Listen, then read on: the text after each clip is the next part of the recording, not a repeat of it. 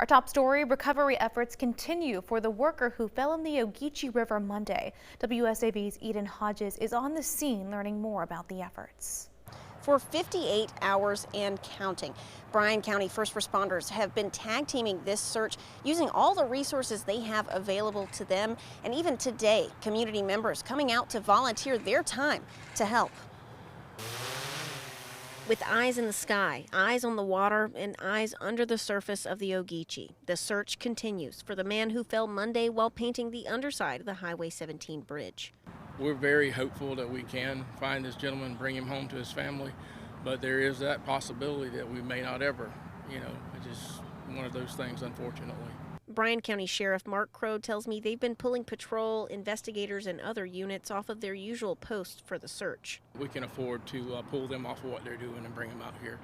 Just the amount of time that someone stays down under the water, we know what happens, and it's going to be harder and harder as each day passes. They set out on the water at the break of dawn.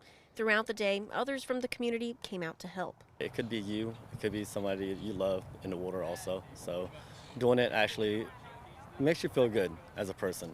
David Wynn tells me he's been following the story this week and decided today he would volunteer his boat and sonar equipment to the search. Being in this water is so murky right now that by sight it's kind of hard to find him. If it was my family, I would love closure and just to bring him home. Sheriff Crow tells me they're keeping their search to the side of the river closest to where the painter fell. Officials there tell me the task of finding him can only be described as grueling work. We're probably going to work through the weekend, see what happens. It's just time consuming, and it's a daunting task sometimes when you're looking at what you're going to find in the long run when you do find him.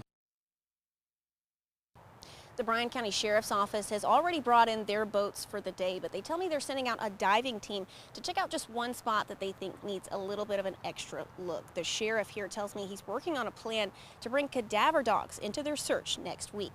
In Bryan County, I'm Eden Hodges, WSAV News 3, on your side.